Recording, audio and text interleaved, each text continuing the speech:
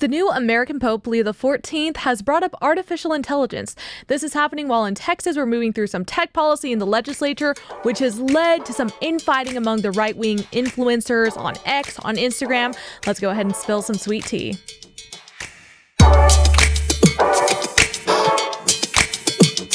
Welcome back, everyone, to the Sweet Tea series. My name is Ariana Guajardo. I'm so glad that you're here to join me today. We have a lot of tech stuff to talk about today, and here to help me with that is the tech policy analyst for the Texas Public Policy Foundation. He is a proud Aggie, a co-host of the Rebel Tech podcast, and very importantly, a chronically online Zoomer, much like myself, Grayson Gee. Thank you for joining me today. It's so good to be with you. Thank you for having me. Do you think that that's an accurate description of yourself? I think it's pretty accurate because it's funny. I was just having a conversation with my roommates about screen time on our phones, and I think it's because all of my devices are Apple devices, so it like tracks. It thinks you're connected. It tracks in aggregate all of the hours spent looking at a screen. Suffice it to say, I look at screens a little too much. So we're going to try to detox. Hopefully I can still keep my role as a tech policy analyst because it is, kind of my job. But yeah. Anyway. But you don't need to analyze maybe that closely. Yeah, no, I'd rather not know, but yeah. So, well, I guess speaking of that, of some life changes, I'm realizing we're like not only nearing the end of session, but that also means we're like kind of halfway through the year. And for myself, I've decided it might be time for a mid-year resolution, a little bit of a reset, especially for us whenever we have stuff like session on top of us for half the year. Yep. Okay, so do you have a New Year's or a mid-year's resolution? I was thinking about it. I think leading into the year and at the beginning of the year, as with everyone who has resolutions, there's you aspire to attain a new level of fitness. You want to be this, the healthy like exemplar of like just like a fit individual.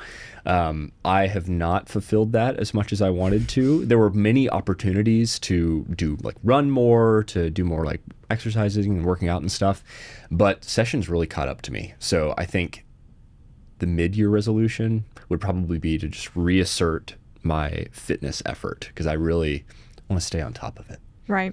Also, if my eyelash starts falling, please tell me because like I'm trying out new lashes as part of this isn't part of the mid-year's resolution, but yeah, new mid-year, new me, new lashes. Yeah, yep. Please let me know. Okay. But for me, it kind of goes along that same kind of health lines. I got bought into the Maha stuff kind of towards the middle, maybe March-ish. Oh yeah. And that's when I found out that red dye 40 has bugs in it. Oh my gosh. And I didn't know that. And I think the yellow 50 or whatever does as well. I found that out. And then I realized, maybe I need to be a little bit crunchier, be like one of those healthy, try to get as much farm raised stuff as I can, a little bit more organic. Yep. So anyway, I've started going down that track and I have a story to tell you about today. Oh. So I went on a field trip this morning before I got to work and I went to a farm that's out in East Austin and I went to go get duck eggs. Oh. So now they're upstairs in the fridge actually, but yeah. So are they small or are they? No, duck eggs are bigger than chicken ones. Oh, wow. So actually, if you get the jumbo eggs at a store, they're kind of just slightly bigger than the jumbo ones. Interesting. Yeah. Huh. Mostly, I have an egg sensitivity, so I'm trying. I've heard that duck eggs work. Yeah. I guess next show I'll have to give an update on whether or not that happened. Yeah. Have you heard of the Yuka app? Oh, no, but I haven't used it. Is it the one where it tracks and tells you how healthy your food is? So since this is a technology themed podcast, it feature an app. Yeah, not sponsored. So not sponsored. There's an app called Yuka, Y-U-K-A, which is all the rage with the Maha granola people. And essentially it just uses the data off the barcodes of various products like packaged foods, shampoos, like skincare products, stuff like that. And then it tells you a long list of all the different ingredients, if there's harmful additives, if it's too caloric, if it's too sweet. And so that's been a really fun app with just our friends because we'll mess around and be what, surely an Oreo, what, they're probably not super healthy, but they rate food from 0 to 100. Oreos are a 0. Oh no. Oreos are a 0. The Nerd gummy clusters are a 4 out of 100. And it's all the red dye, the food coloring dyes and all that stuff. But that's a fun app. I'm surprised how low Oreos are. I know. I was thinking you'd be a 30. Yeah. I mean, it's they're not that bad, but good grief. So I don't think I'm going to be eating Oreos anytime soon. Yeah, that's the mid-year's resolution. Goodbye, Oreos. Yep.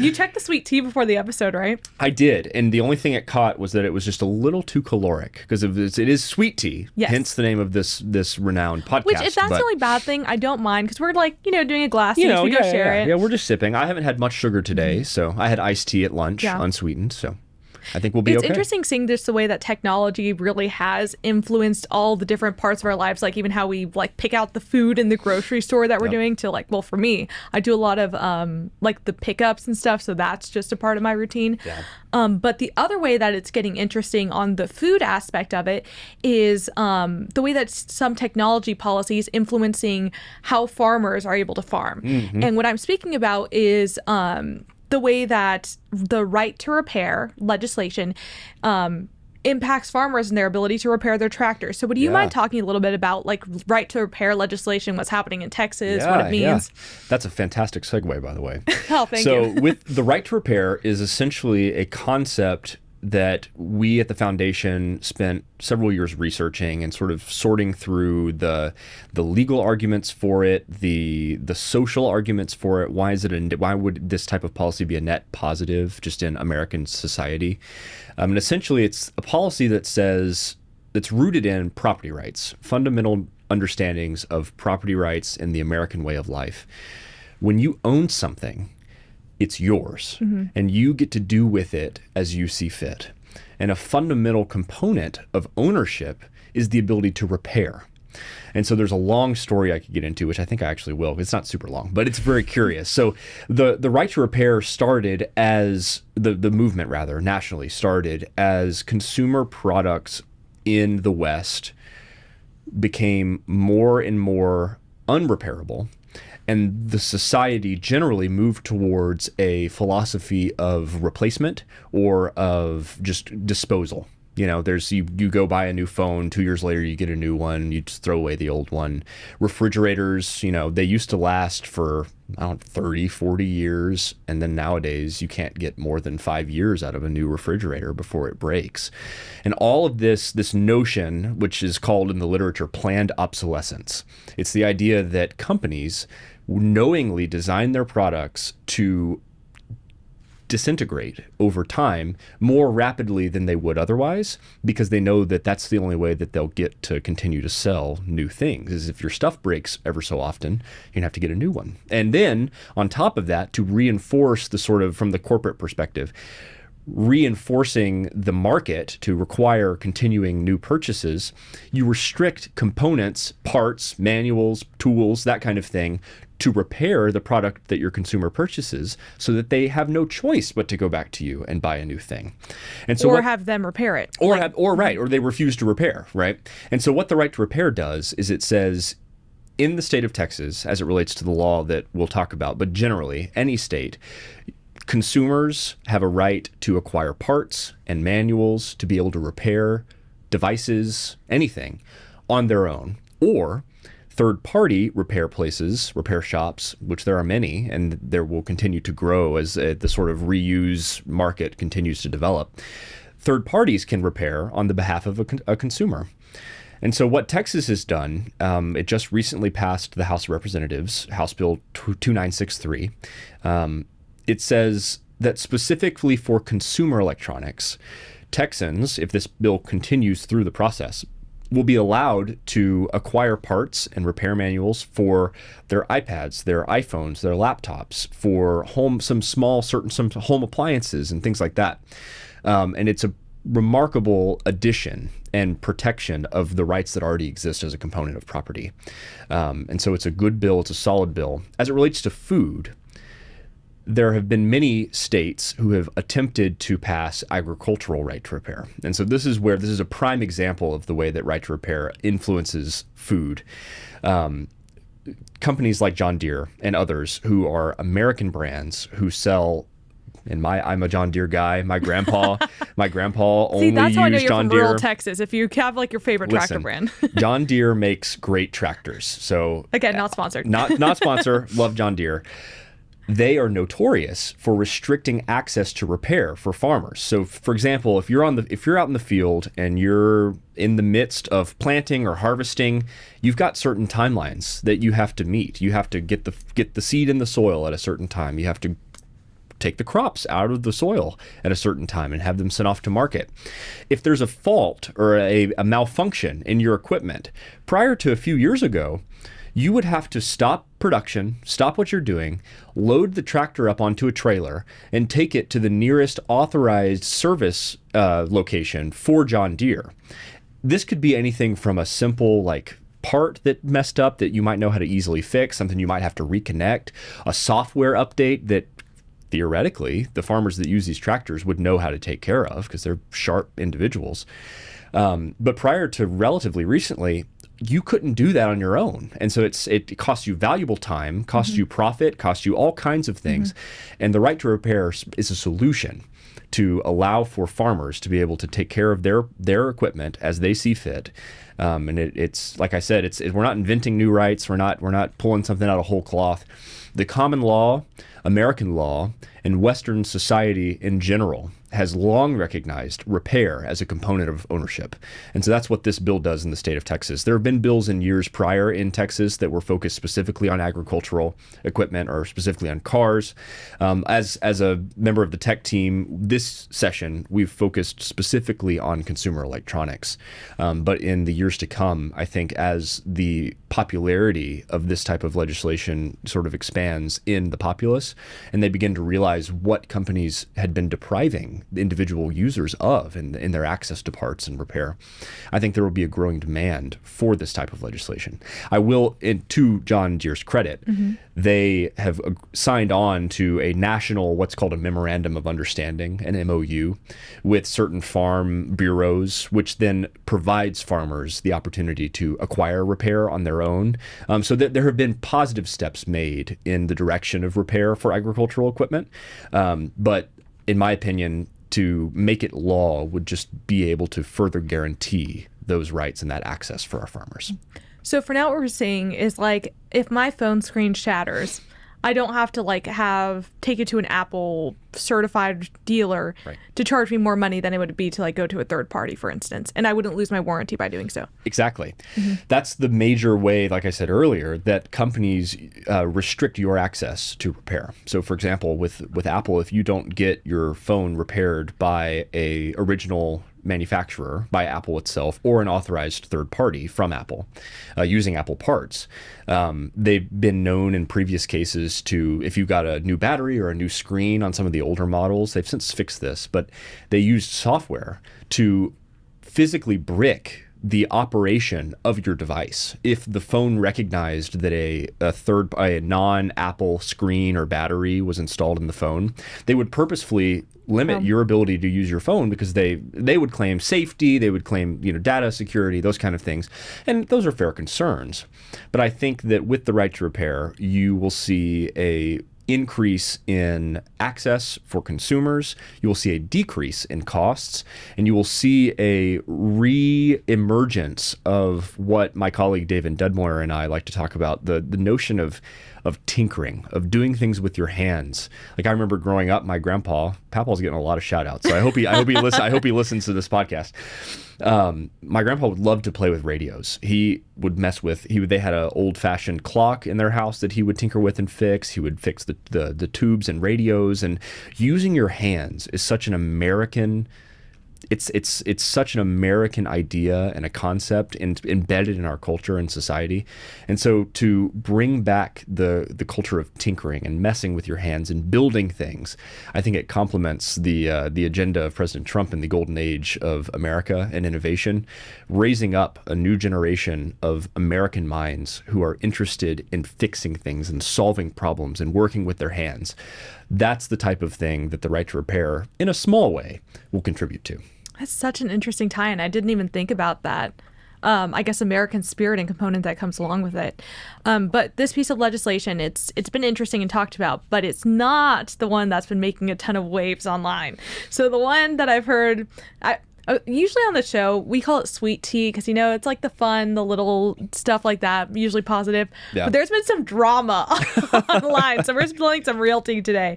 And that's with the App Store bill. Yeah. So first, let's just start with you know the basic stuff. This is Senate Bill 2420 and House Bill 4901. That's right. What is it? Let's start there, and then we can go into the tea. Yeah, so Senator Angela Paxton and Representative Caroline Fairley introduced legislation known as the App Store Accountability Act. And so this is a model bill which has been introduced recently on the federal level by Senator Mike Lee and Representative John James from Michigan, I believe. It's a bill that simply requires app stores to be responsible for age verification. So in the realm of tech policy, specifically on the side of consumer protection, kid safety, there's been a lot of discussion over the years of how best to tackle the problem of minors and young people accessing inappropriate content on their devices that parents wouldn't otherwise allow, and that parents don't have the tools ordinarily to be able to stop. You have to be a very attentive parent to be able to deal with the type of content and access that young people today have on their devices. And so what the App Store Accountability Act does is require that on the App Store level, be it any app platform, be it the Apple App Store, the Google Play Store, Steam, Twitch, not Twitch, Twitch is not a platform, but any sort of platform where you download apps, video games, you name it. That platform would be responsible for verifying the age of its users. Minors who are under the age of 18 would be required to receive parental verification for any app that they try to download. So for example, on the App Store right now, I think X is rated like 17 plus or something like that. And so Apple, to their credit and to Google's credit, they have built-in software which allows for a type of parental verification prior to their kid downloading an app. But what this bill would do, is require by law that these companies verify the age of their users and set up a mechanism for which parents can approve or deny the different app downloads that their kids try to make. And so what it provides a remarkable tool for parents, and it empowers them to be able to parent well in the digital age. And as we contemplated the various ways to sort of go at the problem of kid safety online, this approach is meritorious for several reasons. Primarily, though, that it is content neutral, meaning that this bill does not discriminate based on the content of the app, what type of activity goes on the app, whether it's a social media platform, whether it's an informational tool, whether it's an educational app. It doesn't matter. The level is set such that age verification happens for every app, and you don't get caught up in First Amendment issues and expression issues. And so this, from our perspective, seems like the most viable piece of legislation as it relates to kids' safety, and it's now passed the House, and so now we wait to see what happens next. There were a few amendments. Did it already pass the Senate as well then? It did, yes. So it passed the Senate, it passed the House. There was a few amendments on the House side, and so by the time this episode comes out, we might even know, right? We likely will. So I won't speak to too much of what's going on, but essentially it's well on its way to becoming law. So let's say that there's a 15-year-old in high school. If they are trying to download Instagram or even something like Candy Crush, that would then, the parents by some mechanism would have the ability to approve or deny the request for that, right? Correct. That's right. Okay. Yeah. And so it simply just provides them full transparency and oversight of the way that their child uses their app or their phones and the apps that they download. In that case, we've talked about what it does. There's been some controversy online, though, because it seems like there's been conservatives who proposed this legislation, who've talked about it, supported it. But on the other side, you had a couple of names, we're talking about some of them even millions of followers on X, on Instagram. So this is Ryan Fournier, right? I think that's how you say his name. Yeah. DC Drano, who I've been following on Instagram for years. Yeah. And then a couple of other even organizations who, in this one article everyone's been sharing from Taylor Barkley. So there's a lot of individuals who have been saying oh, this is taking away parental responsibility and is making sure that these app stores are controlling kids instead of parents. What's happening online? Yeah, it's very interesting. And I don't want to become too conspiratorial because all the facts aren't fully known. But I do think it's interesting that as we've seen this bill go through other states, like in Utah, for example, where the governor signed it just a few months ago, and other places like Alabama and others, there naturally has been a degree of opposition from Apple and from Google, arguing that age verification ought to be done on the app level, and they also think that this type of legislation just puts the onus on Apple and removes the responsibility from the apps themselves to age verify. But what's great about the legislation is that both the app and the App Store are required to verify the age of their users. So it doesn't take let me explain what I mean by that. It doesn't take the responsibility away from the apps themselves. The App Store is primarily responsible for collecting the information, but the app itself has to verify that it's received the age information from the App Store. So the app stores themselves share that information, and then the apps know as well the age of the users that are on their platform. Interesting. So, okay. but the other thing that's important to emphasize as it relates to the opposition, many folks were saying that this was a major violation of privacy, that this was it was an unconstitutional bill, that it would have all these different types of issues. I would admonish our listeners to read the bill, because what the bill does is actually promote and protect the data privacy of the users of these various platforms. Because not only does it provide the verification, the age verification, it also requires that the app and the app stores delete the age verification information once it's been received. And so what that's called is data minimization. It's the concept that when an app receives the information from the App Store, it's required to delete that information so that it's not just sitting around on people's like driver's licenses or birth certificates or whatever. So if there was already an app that had that kind of age verification just set up on its own, now it would be required to no longer like withhold that information or continue to like maintain it. That's right. They wouldn't have to maintain that. And I mentioned birth certificates and driver's license. The bill only simply requires commercially reasonable age verification. Mm-hmm. And so what that means is if you've applied for a bank loan, or if you've signed up for a new credit card or something like that, corporations like credit card companies mm-hmm. use technologies and publicly available information to provide what are called challenge questions. So it's like, what was the color of your first car? Or right. what was your mom's maiden name? Right. Or stuff like that only an adult or someone who is, if you're signing up for an account, only the individual would know. Those type of questions are within the realm of commercially reasonable age verification methods. And so app stores do not have to, they don't have to ask for birth certificates or driver's license. They can use any type of commercially reasonable age verification. And if the App Store requires that, it's them doing it on their own. They don't have to do that. Mm-hmm. But yeah. That's so, anyway, that's interesting. And it has been interesting just seeing the online discourse about it. And this one has been an interesting point. But it seems like Don Jr. had given a little bit of conflicting response to this bill, because on the national level, he seemed to be pretty supportive of it. Will you talk a little bit about what happened there? Yeah, I'm not too sure, frankly, what happened. It seems, though, from his Twitter page that he's supportive of the national model.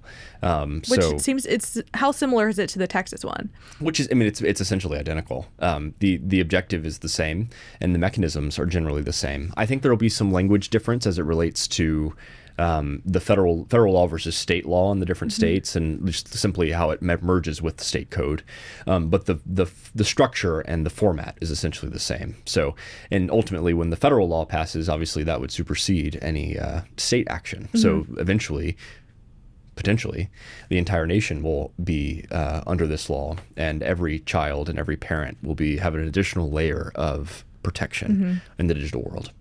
It is weird trying to navigate the new digital realm, I guess, especially for people who are, my parents, I don't know if they knew the amount of internet that I had access to, if that makes sense, while I was growing up. Yeah. And even things like that were on Instagram or at other places. I think, especially for those generations, it could be challenging to monitor what's happening. And then we're eventually going to get to that age where we're becoming the later on dinosaurs who don't know how to use parents, it. Yeah. But right now, the other thing that we're trying to navigate through is AI. Mm-hmm. Like I can't let you get away from here without at least talking about AI once. I'm all yours. How much do you use AI in your life?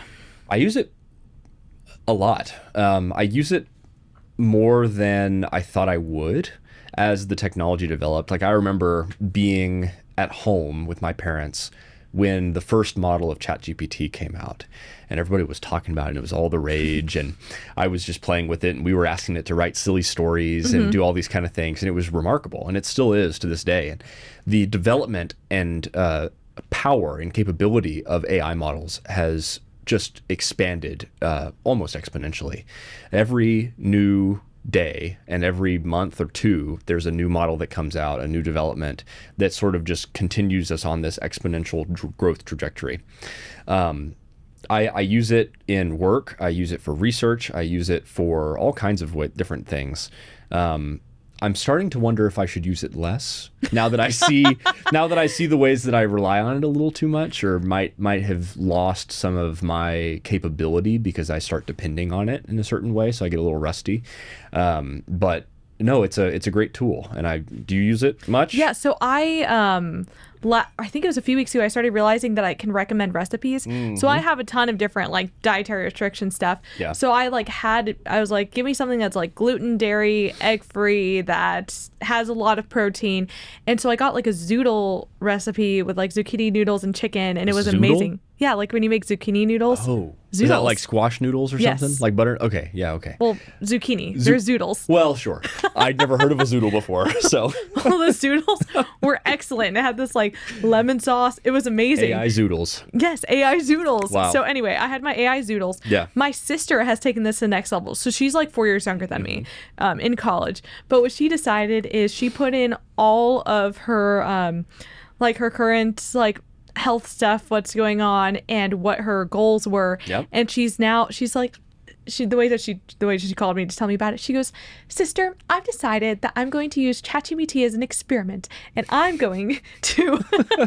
Sorry, I feel bad for Sophie. I love the being a mimicker. impression. Yeah, that's good. But she goes, "I'm just going to see how it works if I, just follow a meal plan that it makes for me and an exercise plan, and maybe see like what supplements it would recommend, and then see how I feel in a month." So I also need to give like an update later on that on how her experiment goes. Oh but, my gosh, yeah. But she's excited and liking it so far, I think. Yeah. So. Well, that's what's super interesting, because there are, as we've researched AI leading up to this legislative session, we tried to provide a broad, comprehensive inventory of the history of AI, the development of the technology, the ways it's being used in the present. I mean, that's constantly evolving, so we're probably going to have to revisit and update our research. But using AI, maybe. Using I'm it, kidding. well, I mean, we try not to be very clear yeah. though. For our research, we try to avoid. Yes, this is straight out of our own brains. This is not AI, but there are so many incredible uses.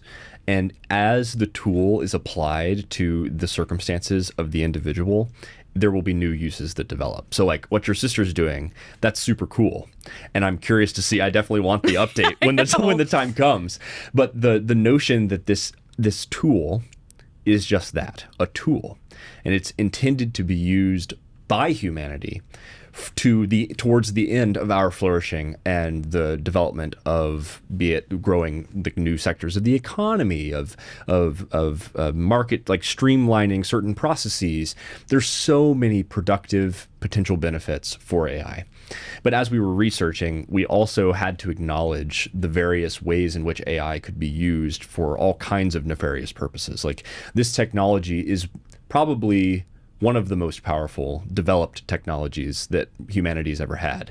And it's on par with the various industrial revolutions that we've had throughout human history.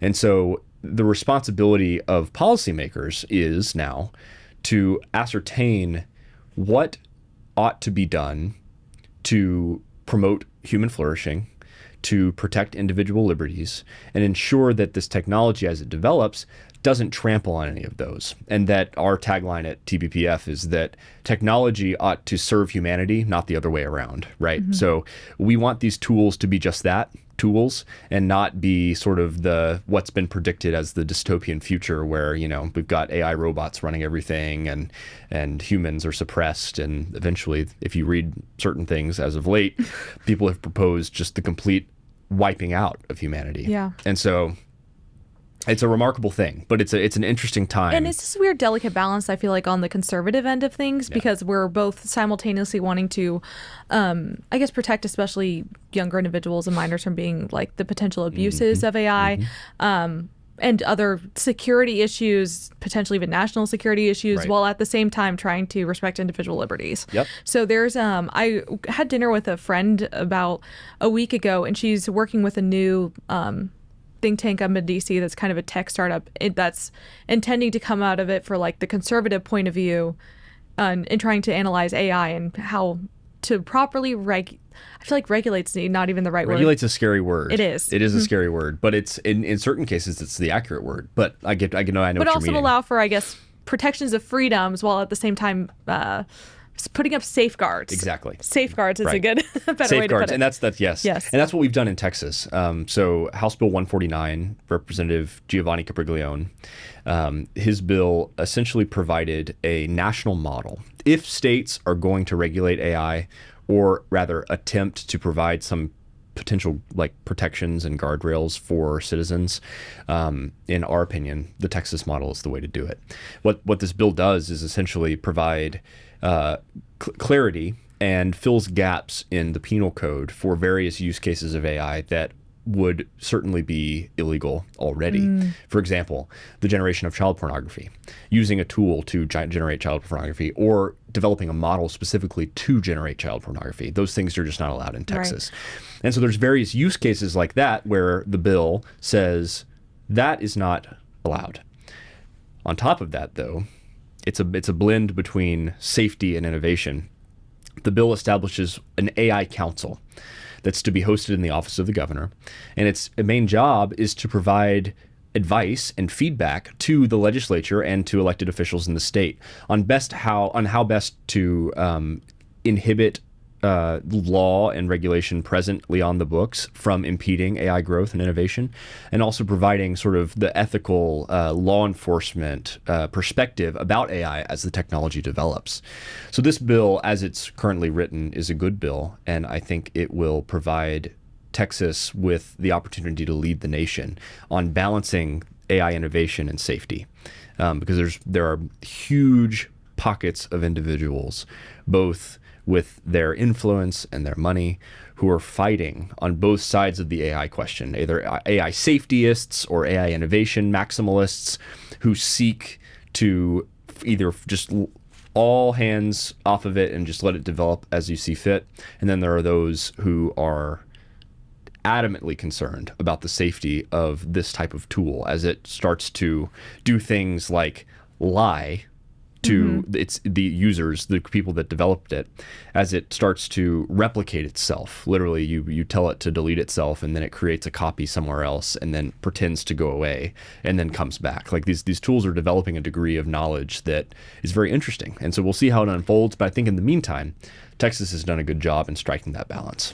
And then on the national level, I'm sure we're going to be hearing in the next few, probably months, because of how fast this goes, but conversations about safety on both sides, because there's the safety that you need to have safeguards so it doesn't do the things that you're mentioning. Yeah. But then there's also national security issues if other countries are able to develop better technology faster than we are. So I'm interested in how that evolves. Yeah. And then on the worldwide stage, and also on the American stage, Pope Leo XIV was bringing up AI and kind of had the language that you were speaking about as a new revolution and referencing the Industrial Revolution. Will you talk a little bit about what he has said there? Yeah, so the new Pope just dropped. His name's Leo XIV, and lots of folks were making a lot of commentary on the significance of the name, because the previous Leo XIII, was well known for his commentary on social issues and on the global economy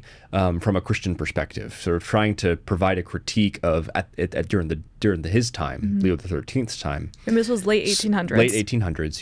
You've got socialism as sort of the new fad. You've got communism that's emerging in Europe.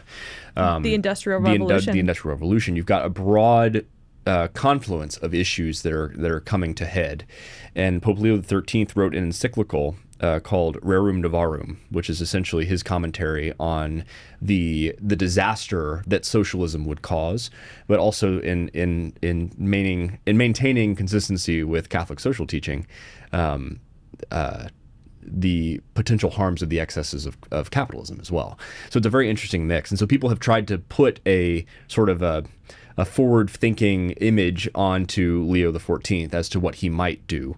And one indication, which was interesting, this is from The Verge website. It's a tech news website. They quoted him as saying, "I chose to take the name Leo XIV. There are many different reasons for this, but mainly because Pope Leo XIII, in his historic encyclical Rerum Novarum, which we discussed, addressed the social question in the context of the First Great Industrial Revolution." And he proceeds to say, "In our own day, the Church offers everyone the treasury of her social teaching, specifically as it relates to the developments in the field of artificial intelligence that pose new challenges for the defense of human dignity, justice, and labor." And so it's interesting that he said that. I think nobody really knows a ton about him, but as Christians, and especially for the Catholic Church itself, having its history of speaking to the moment and providing the world with moral leadership, just as John Paul II did with Ronald Reagan and the defeat of communism, Pope Leo seems to be setting himself up in such a way that he will be able to counter the transhumanist sort of technological revolutionists who ultimately seek to eliminate death and suffering and the things that make humans human, and turn that into some kind of technological future. He seems to be setting himself up to lead that discussion, and I think that's going to be very important in the years ahead, because like I said, the trajectory of this technology is next to exponential, and so leadership, both morally, philosophically, politically, that's going to be very important. It is so interesting living in this time with this new the AI revolution, that a lot of it and the way that people are speaking about it and imagining what it might look like really does mimic for me what people were speaking about during the original Industrial Revolution and machines and what that lifestyle would look like, which is funny how many things that were incorrect about it. So I feel like we're also still behind because we don't know what's going to happen next. I know. We can just try our best to estimate what it might look like, but honestly, nobody really knows. And I think from our perspective at the tech team here at TBPF, it's just, we love the free market. We appreciate the fact that free markets and free people lead to prosperity. We recognize that and know that fully. But at the same time, as these technologies develop, there are potential consequences that it's the responsibility of just government to address. And so as AI develops, I think we try to strike the middle ground and say we don't want to completely inhibit its development, because that'd be asinine. But we also want to make sure that as it's implemented and as it develops, that we're not we're lessening the impact of the potential harm that could exist. Right. Yeah. Well, one more story that I wanted to share about the new pope. So I was at a gala that you didn't go to. It was the Cathedral Young Adults Gala. It was Mother's Day, so I wasn't able to attend. That's fair. But. No, it was Saturday, but you were at a wedding, right? I was at a wedding. Okay, so there was this gala with some Catholic young adults in the city of Austin, and so there was dancing and stuff. And do you remember that song from 2012, 2013, Papa Americano? No. You know? I don't know what that is. I feel like I'm going to show it to you afterwards. Okay. Anyway, for everyone who knows what that song is, if not, look it up right now. But the song just repeats the words Papa Americano, which is hilarious because now we have the Pope who's American. Yeah. But they were playing that song, and it's very 2012, 2013, party kind of music. And people in the middle of it just started chanting Leo, Leo. And anyway, it was just such a time to realize it's an interesting era that we're in, and the memes that have come out since the new Pope just dropped. Even the White Sox were putting out stuff with his face in it. It's been interesting to see his brothers provide commentary. One saying, I was just playing Wordle with him earlier. Right. And then there was one clip where his brother was being interviewed by a local news affiliate or something. And he was talking, they were like, have you talked to your brother? Have you talked to him since it happened? And he was like, no, I haven't. I think he was calling me.